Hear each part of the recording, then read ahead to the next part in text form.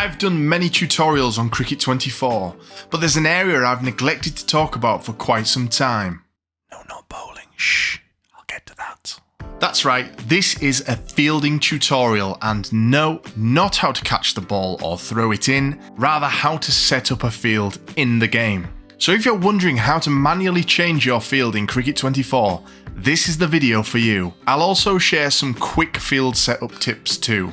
Welcome to gaming and welcome to another Cricket 24 video. So you're playing a game of Cricket 24, the batter keeps lofting a shot over one side of the field for boundaries. How do you stop this? Well, I'll show you. Hit the pause button, head down to tactics and field editor. Or a faster way to do this on PS5 at least is pushing the touchpad in. You'll get an alert about the AI selecting fields. Hit yes, and now you can mess around with the field as much as you like. Well, that is if you're playing in a test match, of course. In T20 and limited over matches, we have field restrictions to consider, so bear those in mind. You will be alerted if you are breaking any of the restrictions, and there is a handy little reminder here at the top of the field setting as well about those restrictions. Once you've applied the field changes you wish, you simply head back to the match by hitting circle. Be aware that those changes will only be applied to the batter you were just facing.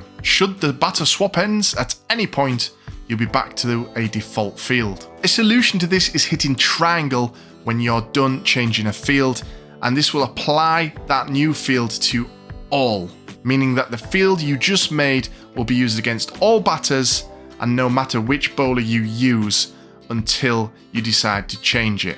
It's handy to go into your editor to move individuals around to help try and catch a batter out, or just to close off any scoring areas that the batsman is exploiting. But there's another tool to help you if your field knowledge isn't so great. That is preset fields! Using L1 and R1, you can cycle through loads of pages of presets that will help in different phases of play, such as very aggressive and aggressive if you're feeling like a wicket is close, defensive or very defensive if you're leaking runs and want to tighten things up, balance for the best of both worlds, and there's even stop singles and power play options as well. There's fields for pace bowling and spin bowling, and you can cycle through these using your D-pad, and you'll see how these fields look when you're cycling through them by looking to the right at the radar. It shows you how the fields will set out. You can even hit square to filter through long form, medium form,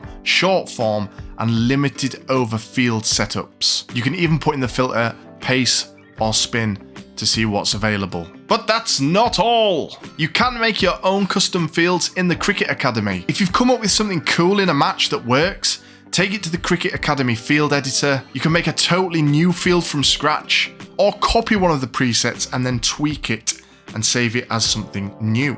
To copy a pre-existing field, tap triangle and customize away. If I kind of like one of these aggressive field types but want to slightly tweak it, I head on down to it, tap triangle, and now I can edit a copy of that field. There's one more little trick I want to tell you about the field editor before I finish today's video, and this will save you even more time if you just want to use preset fields and don't want to go into the editor all the time. Before bowling a delivery, tap up on the D-pad and up pops some options to the bottom right of the screen. You'll see the current batter's names. Next to them you can change the field type from very aggressive to defensive, prevent boundaries, or even death overs. It's your choice. Just make your selection and then hit circle to go back into the game. Hitting triangle here will take you into the full field editor. If you don't want to do that and you just want to do a quick pick, as I say, hit circle to go back to the game. You also have the option to move the wicket keeper